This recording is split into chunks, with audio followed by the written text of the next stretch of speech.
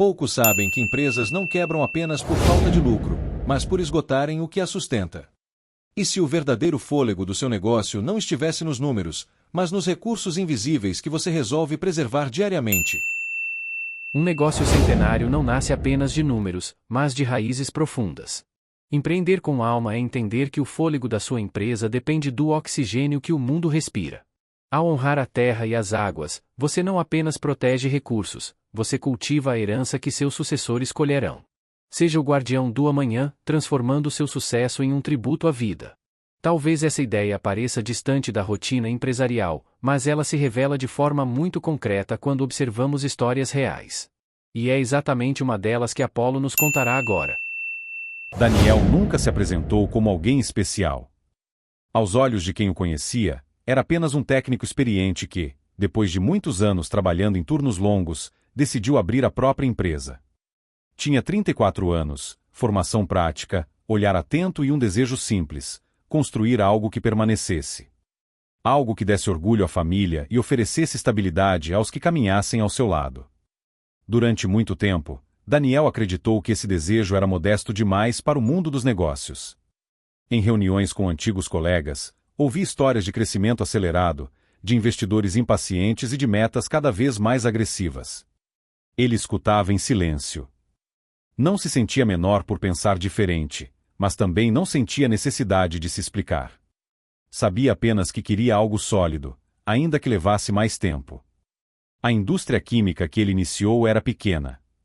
Funcionava em um galpão simples, com poucos funcionários e processos ainda em amadurecimento. Produzia insumos de uso cotidiano, nada sofisticado, nada que chamasse a atenção do mercado.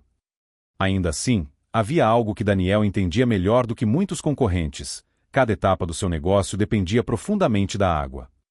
Ela estava presente na formulação dos produtos, na limpeza dos tanques e no resfriamento das máquinas. Estava presente até no descarte correto dos resíduos. No início, esse detalhe parecia apenas técnico.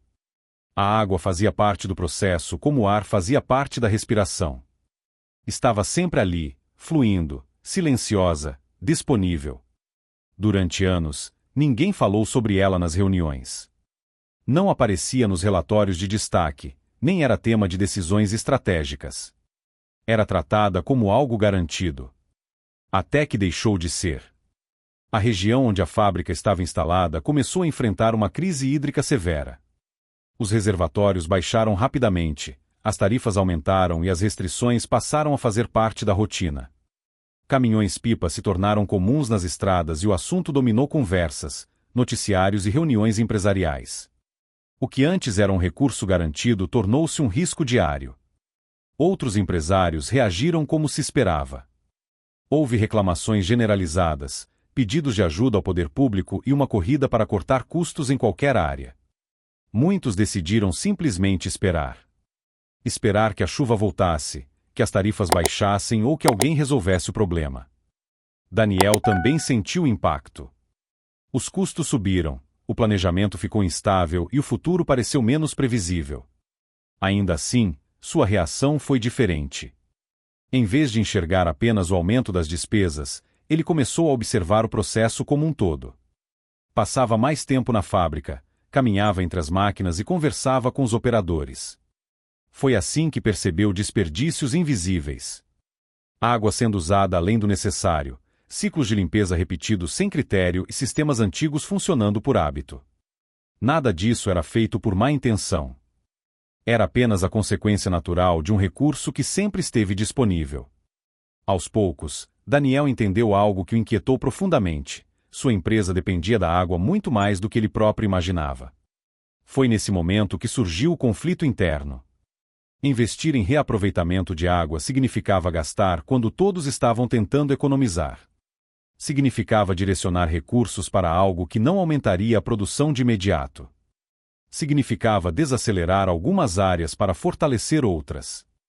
E, acima de tudo, significava correr o risco de errar enquanto muitos preferiam apenas esperar.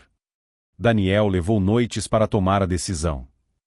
Não buscou validação externa. Pesquisou, leu, ouviu técnicos e fez as contas. Sabe que o caminho escolhido não traria aplausos, mas sabia que a omissão poderia custar muito mais. Decidiu agir. Começou com soluções simples, sistemas de captação, reaproveitamento e controle rigoroso em cada etapa. Treinou a equipe para compreender que cada litro economizado era uma garantia de continuidade. Explicava com calma, sem discursos motivacionais, apenas com fatos e exemplos. Não criou slogans e não buscou reconhecimento. Apenas aplicou o que acreditava ser correto. Os meses seguintes foram difíceis. O caixa apertou e o medo de não dar certo esteve presente. Em certos dias, Daniel se perguntava se havia ido longe demais. Ainda assim, algo começou a mudar. Enquanto empresas ao redor reduziam turnos ou encerravam atividades, a fábrica de Daniel se mantinha operacional. Pequenos ajustes feitos antes passaram a fazer grande diferença agora. A previsibilidade voltou aos poucos. Com o tempo, parceiros perceberam a estabilidade e clientes passaram a confiar em quem entregava mesmo em tempos difíceis. A equipe sentiu orgulho. Não era apenas um emprego, era um lugar que resistia. A crise hídrica não desapareceu, mas deixou de ser uma ameaça constante para aquele negócio. Daniel entendeu que havia recursos que não apareciam no balanço, mas sustentavam tudo. Manteve todos os empregos e criou a mentalidade da racionalização de todos os itens de produção. Ele entendeu que elementos auxiliares precisam de cuidados e de especial atenção no uso correto. E assim, quase sem perceber, Daniel construiu algo maior do que um empreendimento. Construiu um exemplo. Um exemplo de que crescer não precisa significar esgotar, e de que o verdadeiro sucesso nasce das escolhas que fazemos quando ninguém está olhando. A história de Daniel nos lembra que a sabedoria raramente grita. Ela age com calma, observa antes de decidir e cuida daquilo que muitos ignoram. Ao olhar para as Escrituras, encontramos princípios antigos que dialogam profundamente com essa postura responsável. A primeira passagem, Provérbios capítulo 21 versículo 5, nos convida à prudência. Os planos bem elaborados levam à fartura, mas o apressado sempre acaba na miséria.